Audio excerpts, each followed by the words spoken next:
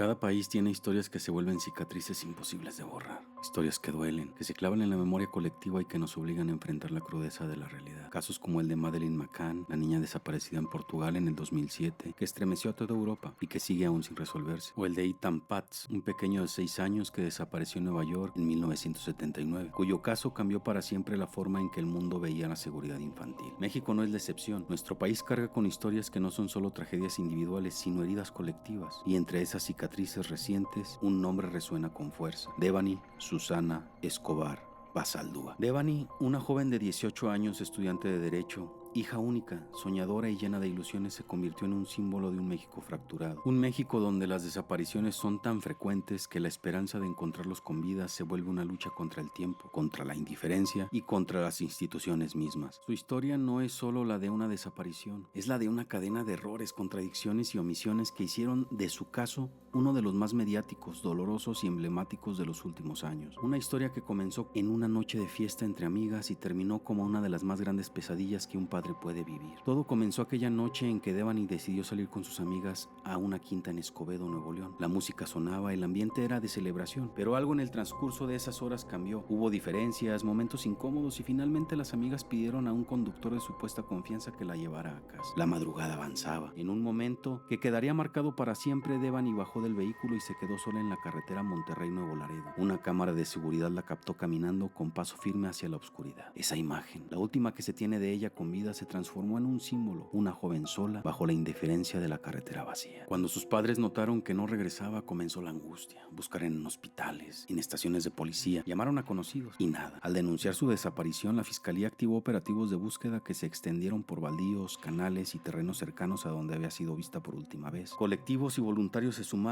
pero la esperanza se mezclaba con la desesperación. En esos primeros días ya circulaba una versión inquietante. Devani pudo haber entrado al motel Nueva Castilla, un lugar a escasos metros de la carretera. Se realizaron cateos iniciales con perros rastreadores, se revisaron jardines, habitaciones, pasillos, pero las autoridades aseguraron que no había rastro alguno. Mientras tanto, la presión crecía. Los padres aparecían ante las cámaras con la voz quebrada exigiendo respuestas. Monterrey y pronto todo el país comenzaron a voltear los ojos hacia la historia de esta joven que había desaparecido sin dejar rastro. Los días pasaban y el motel Nueva Castilla seguía siendo objeto de inspecciones. En más de una ocasión, policías y peritos revisaron el lugar, incluyendo las cisternas del complejo, y sin embargo, nada aparecía. ¿Cómo era posible que un sitio tan evidente no arrojara resultados? Las dudas empezaban a crecer, no solo en la familia, sino en toda la sociedad. La presión social se volvió insostenible. Marchas multitudinarias tomaron las calles de Monterrey. Mujeres con pancartas y consignas gritaban no solo el nombre de Devani, sino el de miles de desaparecidas más. El caso ya no era un expediente aislado, se había convertido en un grito colectivo contra la indiferencia del Estado. Fue entonces cuando, tras casi 2 semanas de búsqueda, ocurrió el hallazgo que marcaría un antes y un después. En una de esas mismas cisternas del motel Nueva Castilla,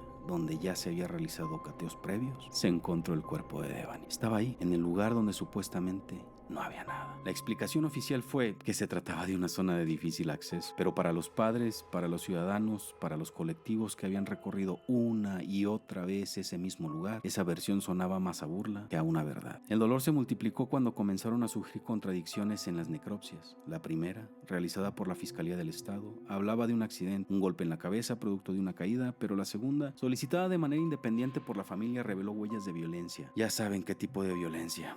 Y lesiones que sugerían una agresión. 2 versiones incompatibles, 2 verdades que no podían coexistir. Con el paso de los meses se citaron a las amigas, al conductor que la dejó en la carretera, empleados del motel, se abrieron carpetas, se realizaron peritajes adicionales y aún así, las preguntas esenciales permanecieron sin respuesta. ¿Qué pasó realmente aquella noche? ¿Cómo apareció en un lugar ya revisado? ¿Quiénes son los responsables? La historia de Devani terminó convertida en un rompecabezas incompleto, lleno de piezas que parecen no encajar y que hasta hoy sigue siendo un expediente abierto, cargado de sospechas, contradicciones y una verdad que se resiste a salir a la luz. El caso de Devani Escobar es un recordatorio cruel de lo frágil que puede ser la vida en un país marcado por la violencia y la impunidad. No es un símbolo vacío, no es un estandarte político ni mediático. Es la historia de una hija, de una amiga, de una joven con sueños truncados que nunca debió haber terminado así. Lo que lo hace tan doloroso no es su fama, sino la sensación de que pudo haber sido cualquiera, que Devani pudo ser tu hermana, tu hija, tu mejor amiga y que el silencio, las omisiones y las contradicciones que rodearon su desaparición reflejan un sistema incapaz de proteger a los más vulnerables. Cada contradicción, cada cateo fallido, cada explicación poco convincente pesa en la memoria colectiva como un recordatorio de lo que no debe volver a pasar. Pero lo cierto es que para su familia no hay consuelo suficiente porque ningún informe, ninguna disculpa puede devolver lo perdido. Y tal vez eso sea lo más dramático, la certeza de que detrás de cada nombre, detrás de cada caso, no hay símbolos, sino personas reales con risas, con abrazos, con planes de futuro que quedaron en la nada. Pero también es imposible no señalar lo evidente. Vivimos en un país donde pareciera que la justicia depende más de la presión mediática que de la voluntad de las malditas instituciones, donde miles de desapariciones pasan desapercibidas, mientras solo unas cuantas alcanzan titulares. Y esa indiferencia social y política es una herida que nos pertenece a todos, porque callar o acostumbrarse es también ser cómplice. Y bueno amigos, si llegaron hasta aquí, los invito a suscribirse al canal, dejen su like y compartan este video para poder seguir generando contenido de este tipo. Y lo más importante de todo, tengan cuidado con lo que escuchan.